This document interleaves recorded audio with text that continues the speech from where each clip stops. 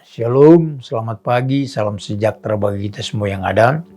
Kembali lagi dalam program GPD Film Melatih Mas Tomorrow Church datang menyapa kita.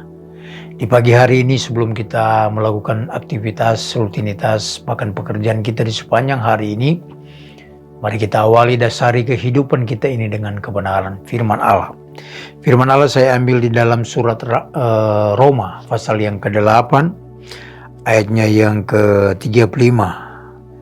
Ini merupakan satu keyakinan iman dari seorang Rasul Paulus. Ayat yang ke-35 bunyi firman Allah seperti ini.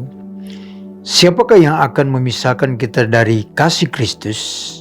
Penindasan, atau kesesakan, atau penganiayaan, atau kelaparan, atau ketelanjangan, atau bahaya, atau pedang? Siapakah yang dapat memisahkan kita dari kasih Kristus? Ini ungkapan dari Rasul Paulus karena Rasul Paulus merupakan seorang hamba Tuhan yang mengalami satu pengalaman, boleh dikata pengalaman yang tidak baik-baik saja. Kenapa saya katakan tidak baik-baik saja? Karena dia mengalami di zona yang bukannya zona nyaman, tetapi dia ikut Tuhan, dia menderita, dia turut mengambil bagian dalam penderitaan Kristus. Sehingga dia berkata, siapakah yang dapat memisahkan kita dari kasih Kristus? Nah Bapak Ibu Saudara yang diberkati oleh Tuhan. Nah ini merupakan satu perenungan firman Allah bagi kita semua yang ada. Di mana ketika kita ikut Tuhan, ketika kita menerima Yesus sebagai Tuhan, sekali Yesus, selamanya Yesus. Ketika kita diperhadapkan dengan kesulitan, penderitaan, sakit penyakit, masalah itu bertubi-tubi datang dalam kehidupan kita. Bahkan ketika kita berdoa, doa kita tidak dijawab. Bahkan begitu lama kita menunggu waktu di mana kita berdoa, belum dijawab-jawab. Saya mau ingatkan kepada kita pagi hari ini bahwa berkali-kali Tuhan sudah menolong kita. Berkali-kali Tuhan sudah kuatkan kita. Kalau kita berada sampai saat ini, mungkin di satu titik terendah kita. Artinya apa? Di satu titik di mana kita tidak bisa berbuat apa-apa. Tetapi kalau kita datang kepada Tuhan, kita berkata bahwa saya mensyukuri segala sesuatu yang saya alami. Saya mensyukuri segala sesuatu apa yang Tuhan sudah buat bagi saya. Karena tidak terbandingkan dengan apa? Pengorbanan Yesus, kematian Yesus, penderitaan Yesus untuk apa?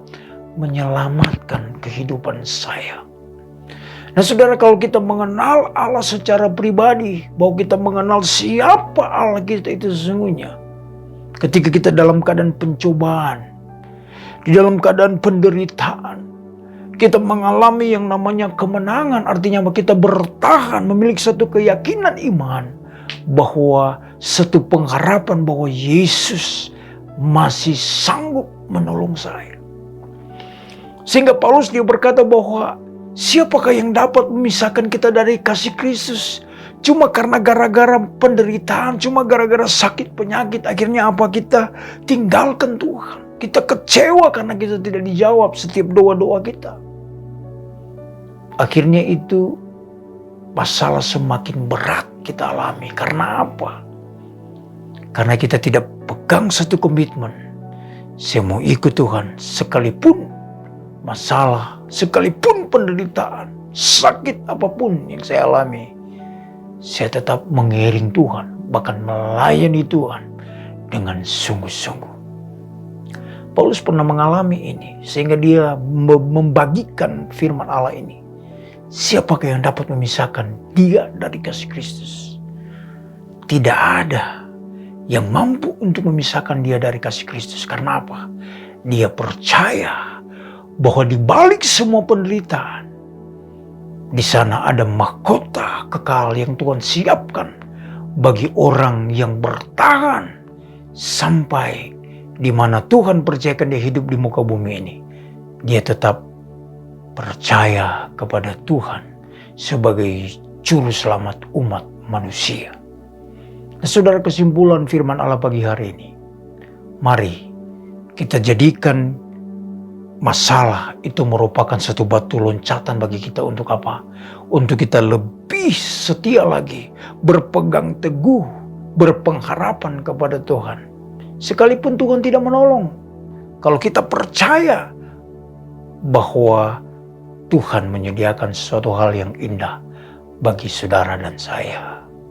Puji Tuhan, inilah kebenaran firman Allah. Mari kita berdoa.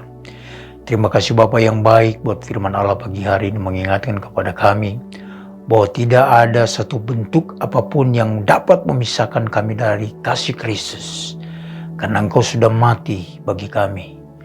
Engkau rela korbankan tubuhmu untuk apa? Menebus segala dosa-dosa kami, sehingga kami menjadi umat-umat berkemenangan. Terima kasih Tuhan Yesus, terima kasih Bapa yang baik. Terima kasih ya Roh Kudus buat firman Allah bagi kami semua pagi hari ini. Tuhan berkati kami semua di sepanjang hari ini, bungkus Tuhan kami dengan kuasa darah-Mu.